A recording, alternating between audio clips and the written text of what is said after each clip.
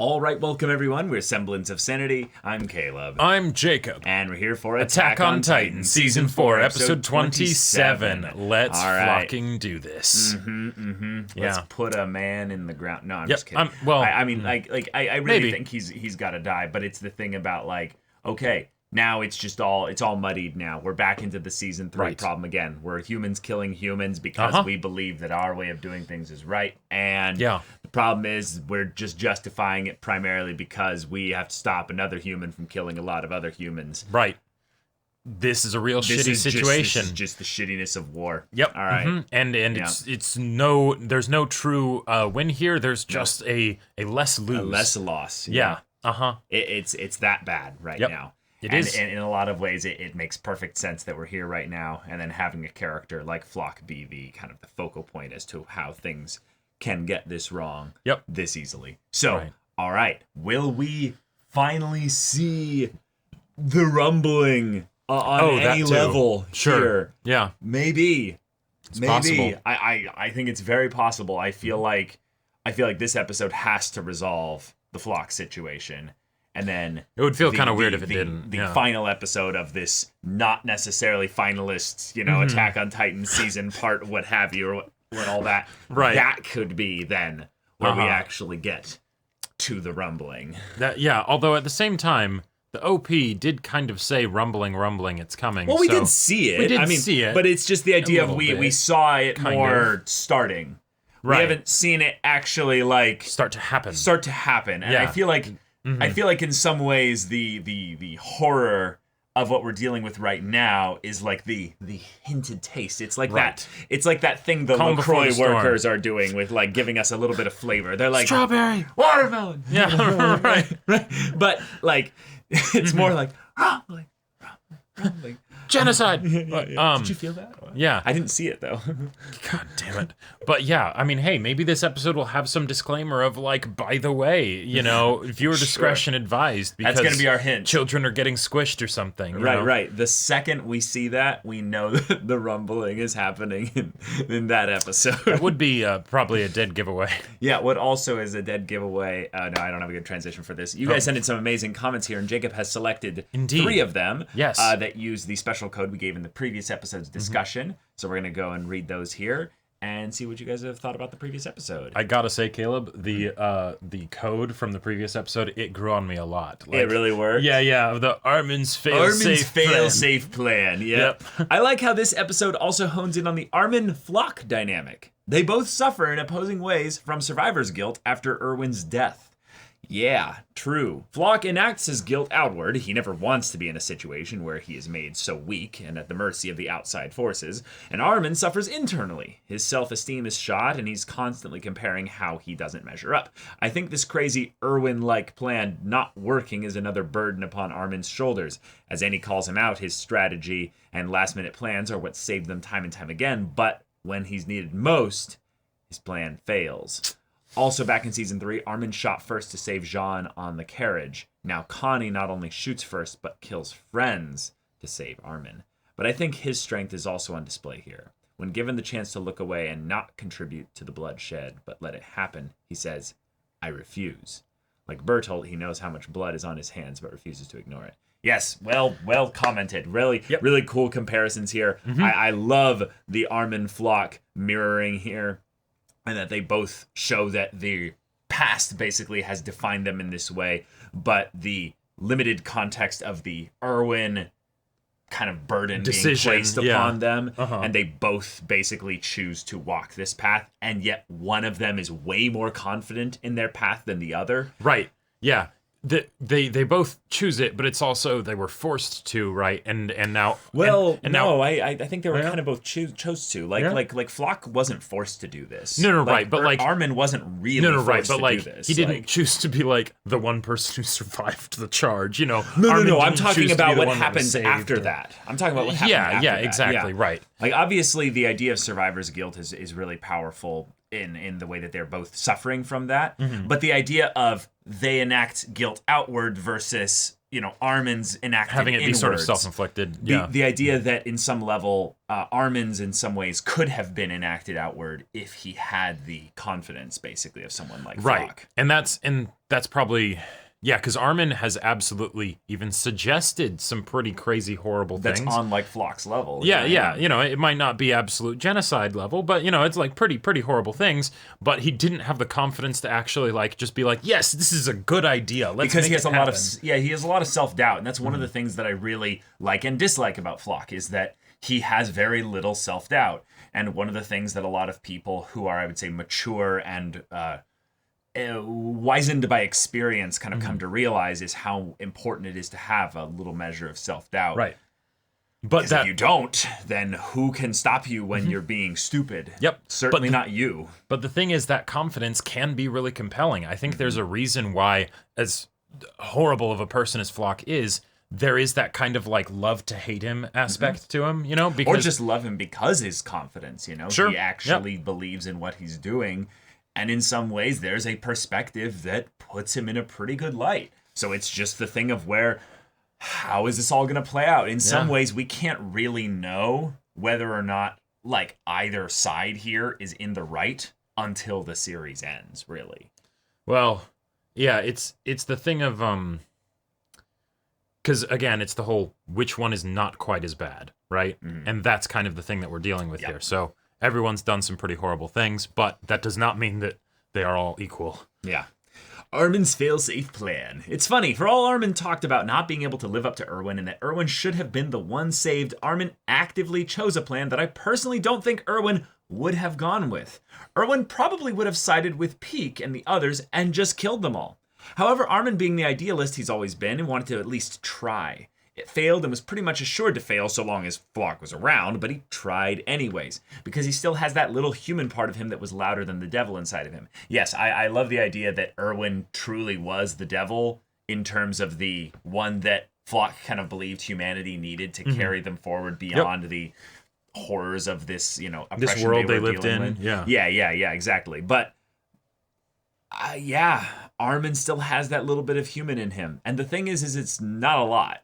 It's a very small amount. It's been stepped on and stomped on whittled away and starved, but there's still something there. And that kind of is that nice callback to all the way, back in season 1 of would we be willing to sacrifice our humanity in order to achieve victory? And if we did, would that even be considered a victory, right? Like that's kind of what Aaron's doing. No, it's exactly what Aaron's doing. Yeah, it's exactly what Aaron's doing, just on a much bigger scale than any of the things that he's done in the past. And now the main characters have realized that, and they're like, oh shit, I don't know if we can go along with this. But now we're needing to go and potentially kill the very person who, was our best friend. Speaking of Flock, I never anticipated him becoming one of the stars of this show in his own twisted way. Yeah, me neither. It's pretty cool to see him develop like that. His words about knowing one's place are ironically contrasted with the very man he follows, since Aaron was never one to know his place. Yeah. Interesting how that works, huh? Yeah. Then again, I don't think Flock sees Aaron as a man anymore. Which leads back again to Armin choosing a path that Erwin wouldn't have, and proving again he's not a devil like him or Aaron. And I have a feeling it will be that humanity which will ultimately win the day, unlike what Flock believes. Yeah, I 100% believe this as well. Very, very sort of in parallel with the previous comment. Yeah. Right, and I also think that's the thing with Aaron, is that he's not a devil either. It's the whole thing of the line he gave to, Ymir. Of, you're not a god, you're not a devil either, you're just a human. Right, well, and that's the scary thing, right? Because in the case with, like, say, Marley, they would demonize Eldians by saying, oh yeah, they're devils, right? But it's like, right. And yes, they do have the Titan thing, but humans can be absolutely devilish, right? And that doesn't make them not human. It doesn't mean they're, in a dark way, it doesn't mean they're rejecting their humanity. It means they're maybe embracing a different side of their humanity. Right. And that's kind of a dark and uncomfortable thing to think about, but if that isn't acknowledged, then you can get situations like this where then communication stops happening, and then all of a sudden the sides are killing each other en masse. Yep. Whether we knew it or not, ever since that day in Shiganshina when Armin was saved instead of Erwin, he and Flock have been thematically and or ideologically juxtaposed, in my opinion, which makes Flock's inevitable downfall all the more exciting to see. Yep. It's gonna be good. Armin's fail-safe plan. Something really cool is how Magath now is wearing the Survey Corps jacket. Oh, why did I miss that? Yeah, I totally missed it too, but yeah. Bearing the wings of freedom. This demonstrates the amazing symbolism that is the wings of freedom. They not only represent a desire for freedom from the walls, but also a general desire for freedom, which most likely from the twisted ways of their world. Actually, all of the new Marley characters, Annie was always free, and Reiner became free through his time in Parody, eventually dressed themselves in the wings of freedom, seemingly to complete their character arcs as they've truly become free, breaking away from the false mindset Marley and society has pushed onto them. That's cool. Yeah. Porco died wearing the scout jacket, the wings of freedom, not the warrior armband, as he made his own choice to sacrifice himself. Oh, because cool? He had to blend in with the... Oh, that's really cool. Now, was he blended in with a scout group or a garrison? I believe it was scouts. Okay, that's interesting because the group he was in was very clearly a garrison group, though. Yeah, I don't know. So, I haven't checked all of the things that they referenced here, but... Maybe not. Maybe they were all Jägerist scouts. I don't know. Yeah. But, okay. In the end, Porco died not as a warrior trying to prove his worth, but as a friend, a free man who sacrificed his life for his comrades. Peak donned the jacket at the end of Season 4, Part 1, when she talked with Eren about how she doesn't trust Marley, but does trust her friend's comrades, therefore showing how she had broke from Marley's mindset too, and was also free. Oh, that's great? So cool. That is so cool. I had never thought about any of this until I saw this comment, and I was like, holy shit, that's awesome. Yeah, I have to go back and double check all this. Yeah. Lastly, we have Magath, who was the hardest nut to crack. But in this episode, he finally reached the peak of his character arc where he truly realizes how much he cares for those kids and how he doesn't want to be like Marley in both how he treats them and views the world. He is now also free from Marley's ideals, hence why he dons the Survey Corps jacket with the symbol that has always meant freedom since the beginning of the series, the Wings of Freedom. Oh, that's such a cool little notice there. I never really would have noticed that. Yeah, and for a lot of the situations of Peak and Porco going undercover, there's reasons for them to put on the enemy uniform, right? Exactly. And yet, that means so much to us, and interestingly enough, most of the time when Flock and his crew are going around, they are not wearing the Wings of Freedom, right? They're not wearing the Survey Corps jacket. Yeah, they're not wearing the green jacket. Yeah, exactly. It's their usual just black uniforms or whatever, right? Right. It's the idea also that it's not practical anymore. Exactly right. There's all kinds of in-universe reasons for it, but then thematically it's that's fun. You could draw a thematic kind of thing to draw out from that, but that's pretty cool. Okay, well, thank you so much for the comments, y'all. Stay tuned to the end of this discussion to find out what the next comment code will be. But y'all, without further ado, let's get into this. Oh, boys. Oh, yep. But the action continues. Yep. Jeez. Oh. Whoa, looks so good. God, this looks really good. Yeah. Woo-hoo. Shit.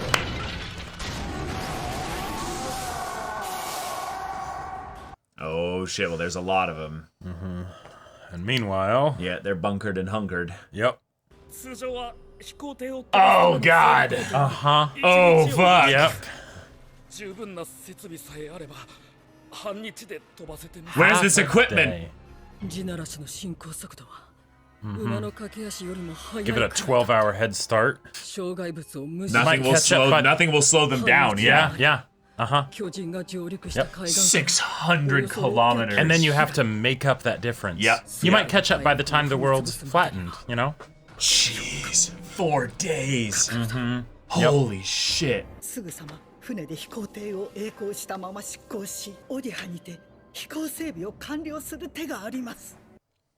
I like that we're seeing a world map here, though. Or not a world map, but,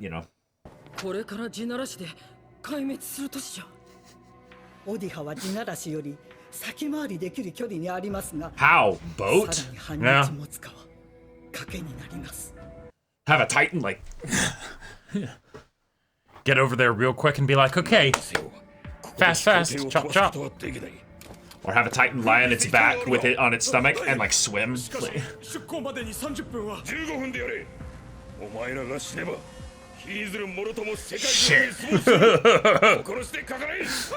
Retrospective. Oh boy.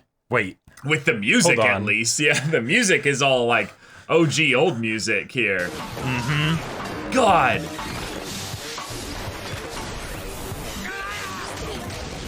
Oh, Mikasa!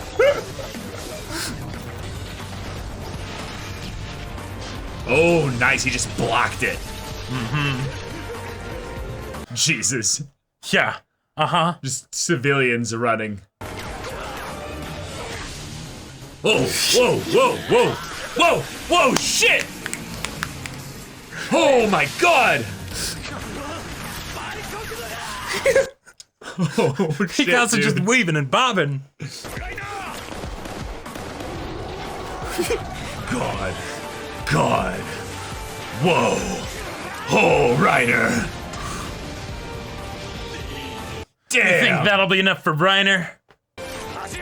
The literal plot armor titan Yep. is not allowed to He's die. taking like 8 thunder spears right to the nape God, this before. action is insane! Yeah, it's so good. Oh, there goes her man. arm. Okay, so they'll use the boat. And they'll tow it, basically. Okay.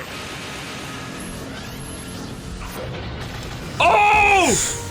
Oh! Yeah! Reiner, yeah! Fucking legend! Yeah! Shit! Shit! Oh my god, there's so Fire many of them! everything! Yeah, and there's no way they can protect the ship. Damn. He's keeping them motivated. This Yep. is... And that... Oh. Saying that again. Meanwhile... Yeah, meanwhile... Are they like literally lashed to Peak's back there? There was like ropes. Oh! Oh! Oh, shit! Yep. Yeah. You won't be able to control it. Yeah. Jeez. Oh, crap. Yeah, Connie! Yep. Oh, nice move, nice move. Uh-huh. Very sneaky. Sneaky peek. That's right. Yeah. Oh, shit. Uh-huh. Oh, shit. Yep. Who knows how many are on there? Yeah. What?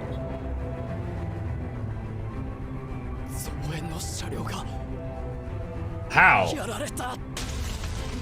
Holy crap. Yep. This looks so good. Oh my god. They're gonna need to transform a second time.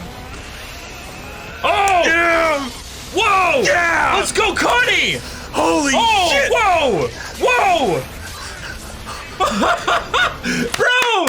He got the Levi treatment! Yeah, he did!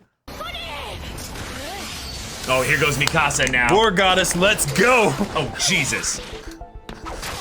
God! Those little quick movements! Whoa! Yep. Uh-huh. Yeah. Wow. Oh, here's Peak! The genius! Surprise attacks, baby! God. Oh my god! Alright, Pete! Dodge! Dodge! Dodge! Holy shit! Oh my god, how do they have so many? Oh. Yeah, outnumbered. And here comes Falco, right? Here comes Falco. Come on, buddy. Come on, buddy.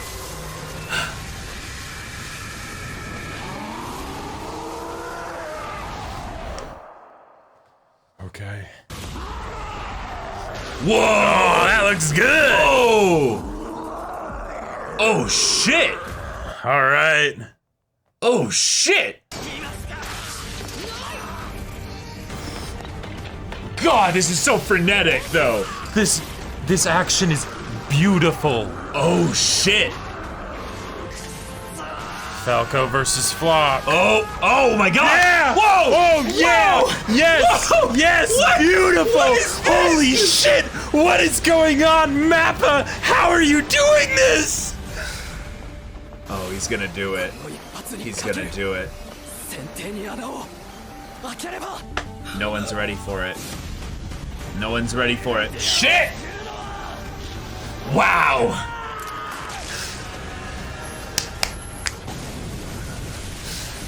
Yeah! Barely missed. Oh my god. Play of the game. Oh, I can barely breathe right now. Holy shit. This whole episode has been unbelievable. Whoa! Oh my god. Oh my god. Jeez! God! Mikasa! The war goddess is not on your side.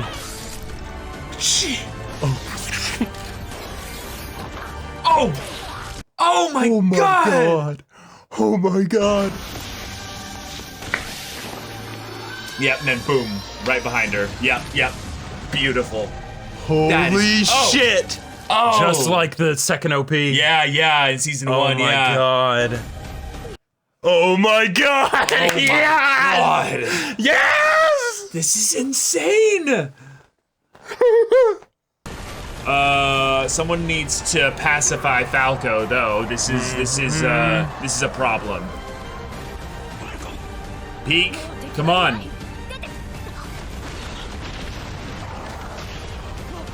Oh shit! Oh shit! Oh shit! Oh shit!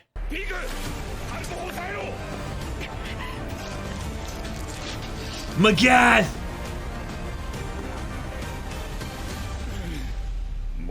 Oh. Wow. Oh. Oh, Oh man. Holy shit, what a fight. That was, oh my god. That was like one of the best action set pieces we've had in the whole series. Yeah, that was unbelievable. Yeah. Hold the rear against what?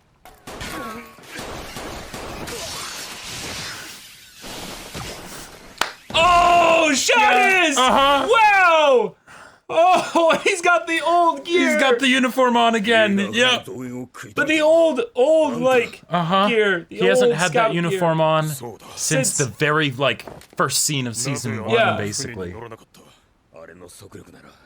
仲間を乗せた輸送船などすぐさま追いつかれ撃沈される。ここに残してはおけない。ならば手を貸そう。 Oh, wow. Wow. It's not like there'd just be one ship at the port. 突入してきた。構わん。俺は弾薬庫に火をつけるまでだ。That's gonna kill them both. Oh 海 yeah. に飛び込むなら今だぞ。いや、いい。死に時を探していたところだ。 Just a casual bystander looking for a good time to die. Yep. ようやく気づいた。あの子たちがただ普通に生きることができたら、俺はどんなに嬉しかったか。We can hope. あんたにできなくても、俺はあんたを誇りに思う。Damn it. ところで、名前はキース・シャーディス。あんたはテオ・マガト。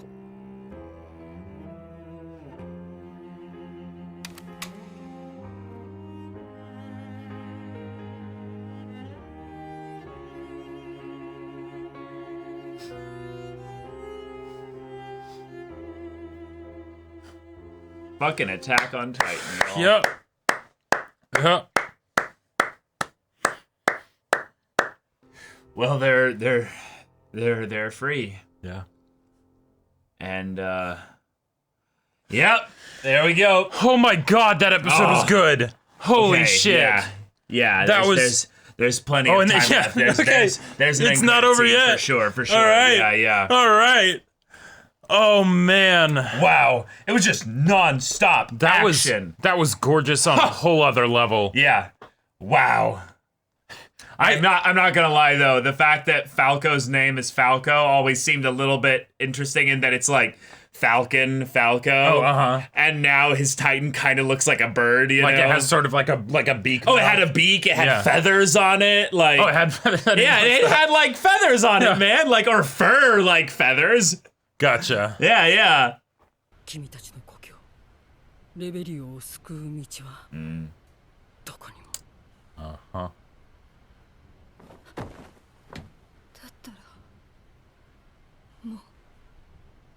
私が戦う理由はなくなった。私は降りる。だが彼は命を賭して私たちを先へ進めた。Yeah. それは He didn't do it for the very old Marley. Well said, yeah. あんたにエレンを殺せるの。Oh, here it is. 私がエレンを殺そうとするのをあんたは黙って見てられる。もう戦いたくない。Oh. あんたと This is Annie saying that. 殺し合いたくない。あんたたちとも Not anyone. エレンとも。 Yeah, yeah. Oh, God. Yeah. There you okay. go. There you go. Sure. Good. All right. Wow. Just nuts Oh to my butts and balls to God. the wall action. Yeah. I gotta see real. that. I gotta see that. That jaw sequence again? tighten again. Oh, yeah. No, there's so many sequences we got to see that are Right. really cool. But like, I gotta see this Podcast, we're gonna have a field day. Holy shit. I can't remember the last time I was this in awe of an Attack on Titan episode. Like in terms of like animation and action. Yeah, and stuff. like this was it. Oh Yeah. my God. I think it's the combination of kind of what was the best parts about Shiganshina in season 3, part 2. Yeah. Was that we had humans and Titans involved in fighting the same like things and also each other. The difference is that even back then, it was primarily humans and Titans versus just Titans. Right. There weren't any humans involved in that side. Yeah, But there was the managing of the Titan users after they would cut them out of the Titans or things like that. But, right, and in this case here, it's all humans versus Titans and humans. Yep. So it's slightly flipped of the Shiganshina situation. Right. But the difference is then we have Falco's Titan, who's kind of a wild card. He's not on anyone's side. Yeah. Which was such a cool way to bring it up because I was like, okay, there's almost nothing they can do if they lose Annie and Armin. Did I say Annie and Armin? Annie and Reiner. Point is, 2 of the 3 Yeah. big Titans that Like they have. literally like nothing. Like those 2 should be the reason why they win. Right. And in this case here, because they had to protect the engineers in the boat, they ended up losing them, which is such a cool way to keep the stakes shifting in the fight. Because I was like, oh, well, shit, Flock, you're done. Like, this whole thing, it's over. And then it's like, oh, wait, no. They need to think about the bigger picture here, which we can't just win this fight. Yep. That's its own thing. Right. We need to get the ship with the, the flying boat thing over there so that we can actually stop the rumbling. And all the Jaegers need to do is slow them down. Right. That's the only way that they can really lose here. And they have reinforcements on the way. Reinforcements coming. And fucking Keith Shadis blew oh my up God, the tracks. that was... Like the fact that just kind of happened and almost in a very apropos way for his character, no one knows. Yeah, exactly. No one will ever know actually why those reinforcements were stopped. Nope. No one. Nope. No one. It was just Magath. There's no And the two of evidence them to died support. together. There's no evidence to support it. Basically, Yeah. Magath would be the only person that knew. The only people that might know would be Jaegerists that survived. Right, because theoretically some could survive the explosion on the ship. And Because they ran out once they see, oh God, what are they doing? Run out of the ship. They run quickly. out, they go out and, escape somehow, right, even if they can't follow, right? And yeah, depending on the way things shift in the narrative, if things go even worse, Shadis could be considered like the enemy of parody, like the greatest one of all, because he doomed, this whole thing. Yep. And yet at the same time, if a bunch of Jaegerists are, cursing Shadis' name at the sky, I'd still call that a win. Well, right, but just the idea that let's say that all of our heroes together are going on a suicide mission. Right. Like they'll stop the rumbling, but they won't But at what get cost kind of a any thing? happy ending or anything like that. Okay, sure. Then it's the thing of where you have the rumbling happened, but then parody is basically run by Jaegerists who see Eren as a martyr for what he did. And then the world is like, okay, we'll back off, and it creates this tenuous kind of stasis kind of point for a period of time. Hopefully Flock, was one of the main people keeping the Jaegerist movement going, and now that he's out of the picture and a lot of his troops are dead, that won't be too much of a problem in the future, but it totally could be. Yeah, and it might also just be a thing where it's because lost, it was primarily it was primarily a military kind of coup, not really a like a people uprising, like a people uprising of sorts. Yeah, then it's not necessarily something that the average person on parody even really knows about. Right. Well, even if there might be a part of them that's like, oh, so that means we won't die. Okay, I might quietly be kind of happy about that. That doesn't necessarily mean that they're of the same level of belief. Belief and conviction that they would basically be like, yes, we need to fight for this, But God, okay, so the Jaegerists might be effectively done here. Potentially, yeah. Potentially. We have left parody. We have our squad. Magath is dead. Yep. And of all the people to die, I was expecting him and Hanji to die. So this feels like expected, but it was a really cool way for him to go with Shadis. That was a really powerful way for it to end. I love the way they talk to each other as if they're like, I don't know you, you don't know me. Right. But and no, we will want the same thing, so absolutely we'll die together. We're both not bystanders. Nope. Like they're not special either. Right. Yeah. It's just them meeting was the thing that I never knew I wanted. And when I got to this part in the manga and everything, I was so blown away. Right. Like it's perfect. Yep. It's absolutely perfect. Yeah. And they're gone. They're gone. That's that. Yep. I love how much this was also used as a way to talk to the audience, sure. Because we're the only ones that will really get know a lot what of they the did, right. Like yes. in universe, a lot of what they're doing here will be more remembered as being Magath's thing than Shadis' thing.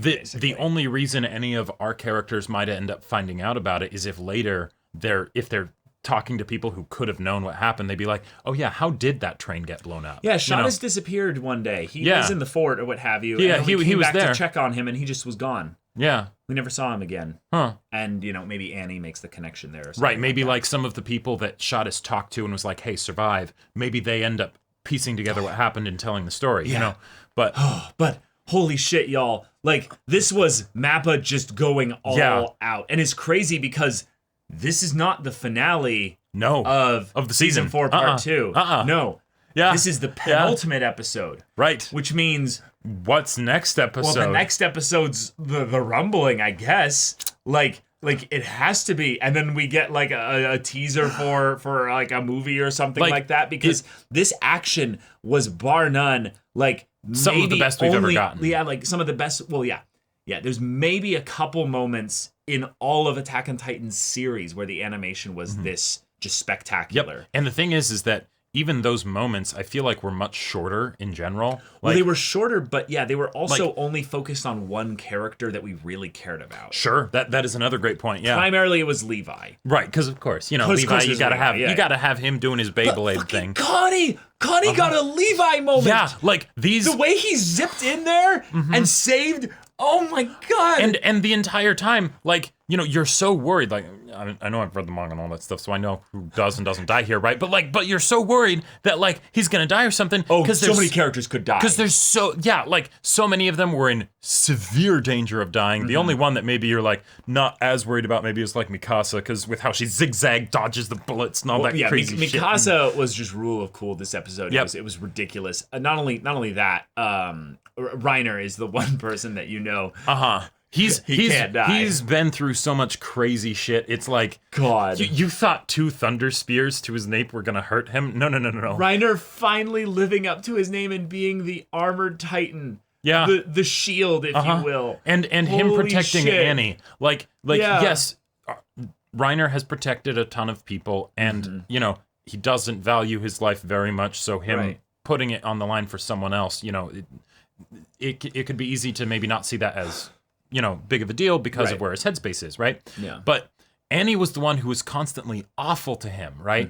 And, for good reason and everything, right? Oh, yeah. But seeing the two of them fighting together side by side, like, that's just pure hype. Oh my God, I love it so much. And at the same time, the idea of the group, the main characters, the protagonists, losing the two of them, that would be devastating. Yeah. Because like, Peak, I love you, but like your Titan is not the most effective. You are very good at using it, but it's not a power Titan. Right, it's not a power Titan. It doesn't have, the same level of armor and speed, and protection and things like that. You get hit by 2 thunder spears, you're basically done. Right, exactly. You have to do things like going into buildings and jumping out of them and things like that. And it's like, yes, Thank you. Wonderful. That is incredible. But the moment when they released the volley of like 20 of them just came up and they just started releasing thunder spears, I almost like I almost like lost all my immersion there because I'm like, they don't have that many thunder spears. They're firing like 60 thunder spears. No, right now. they realize who the real threat is here, and it's okay. Reiner and Annie, yeah, we can take care of them. Falco, okay, his new Titan's crazy.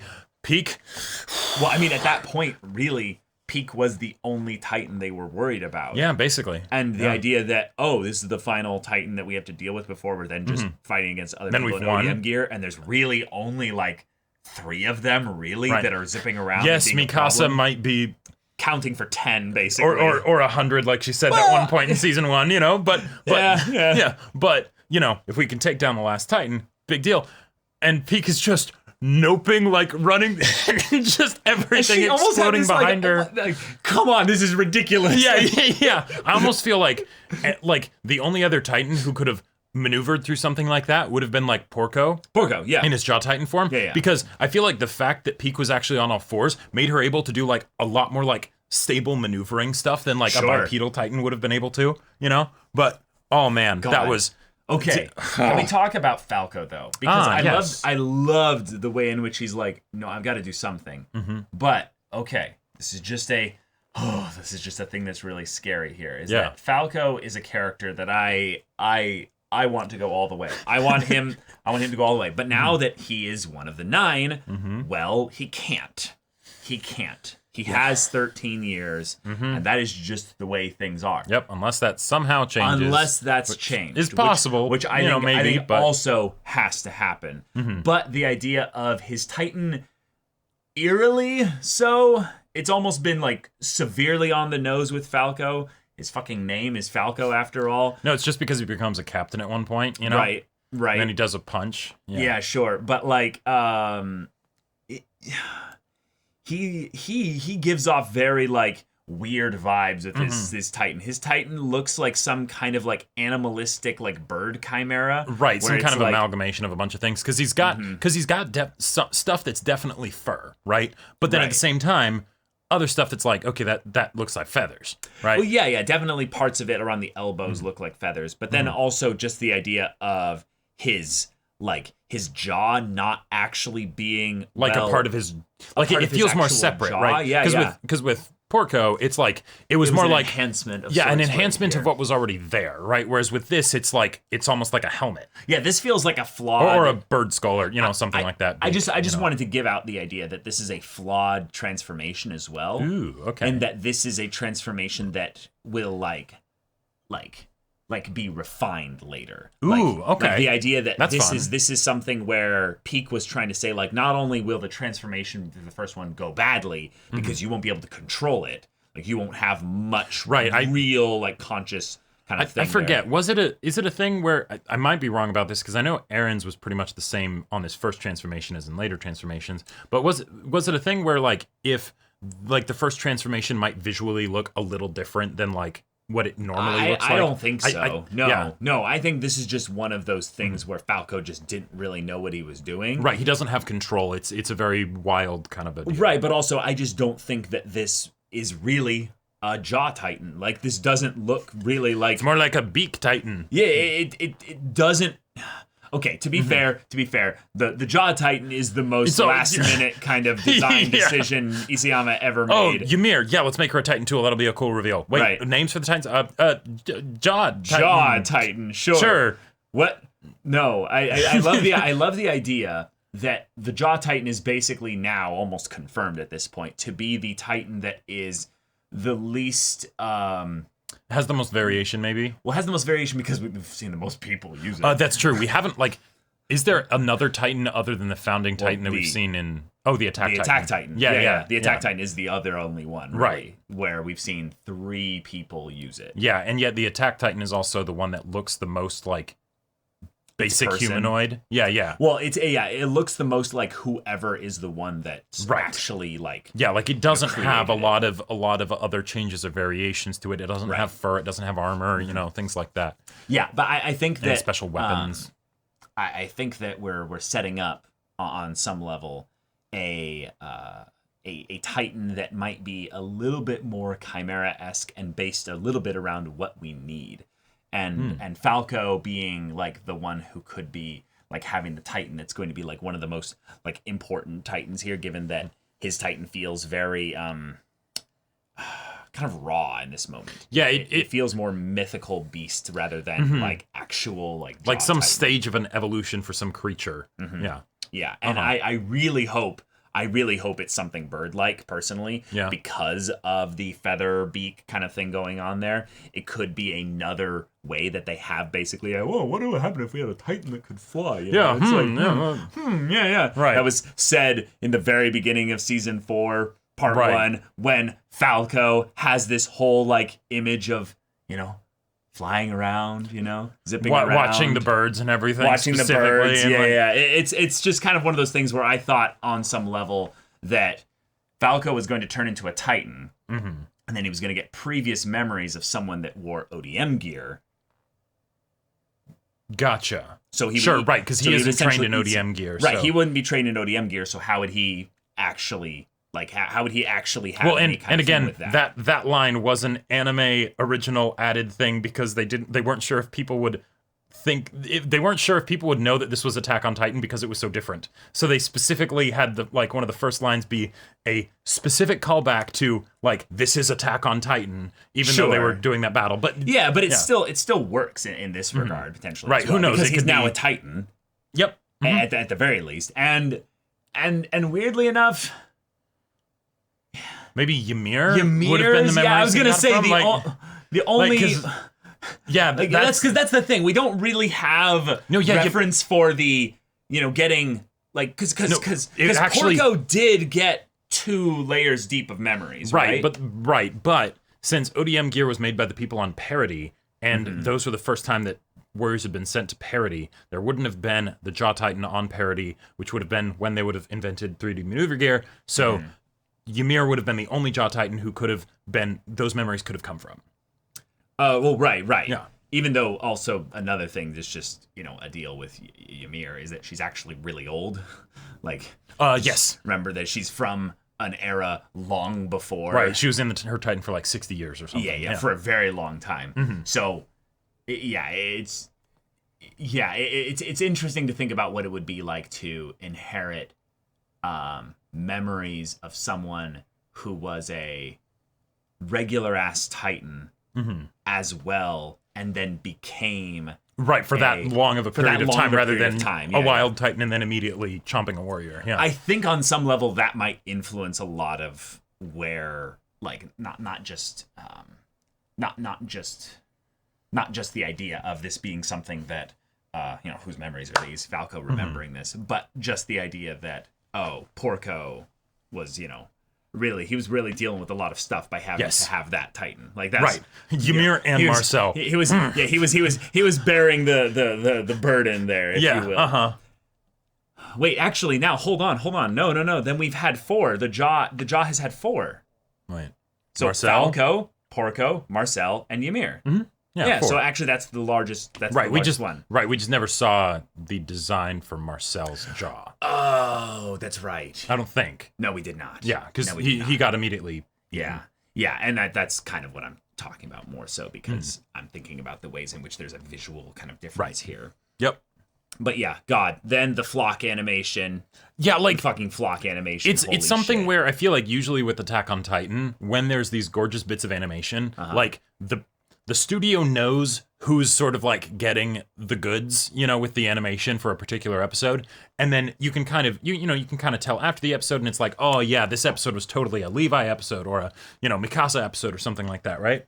Yeah. But this one, it was like, holy shit, Flock, he got fantastic animation. Mikasa was the war goddess and it was what can I say? It was terrifying. It was terrifying. Yeah, like because, of course, if you're on the other side, that shit would be terrifying, right? Where the hell is Mikasa? right. Like Zeke was not kidding. He was not exaggerating or whatever when he was like, I met an Ackerman and I don't want to meet any of them ever again. Like, right. that was Bertolt be like, so there's this one fighter. Yeah. Right. And there's another one that's kind of like a light version of him, but like either one is just gonna fuck you up. So just be careful. Don't get close but to then that. Connie! Yeah, Connie came like, in! Like, it's something... And saved... who did he save? Was it Peak? No, it was Reiner. And Annie, I think. Reiner and Annie, that's right. Their heads are blown off. Yep. And They're barely able to move. And then he comes out of the steam. Yep. He does the backward movement down the alley. Oh my God. Yep. Like, Connie hasn't gotten too much characterization over the course of the series, right? He was definitely like the most side character probably of the 104th, other than Marco maybe, but he got killed really early, right? Right. But one of the things that was constantly sort of the thing that would be focused on with Connie is the idea of him being a shrimp. You know, will you ever grow up? You know, that whole kind of thing. And the idea that here he's able to display just how much he's grown. We got to see how much he grew as a person previously, right, with the character decisions and stuff. And here we get to see how much he has grown as a soldier. He was a fucking badass, right? Like that's not some recruit or whatever that can be picked up by the head by Shadis, right? Like, holy shit, that was amazing. Yeah, this episode was just so much fun. But then, okay, we are not going to be able to save Liberio and Marley. So that's your reason for fighting Annie? Well then, I don't want to fight anybody else. Nope. You, Aaron, so will you do it? Right. Or can you let me do it while you stand by and watch?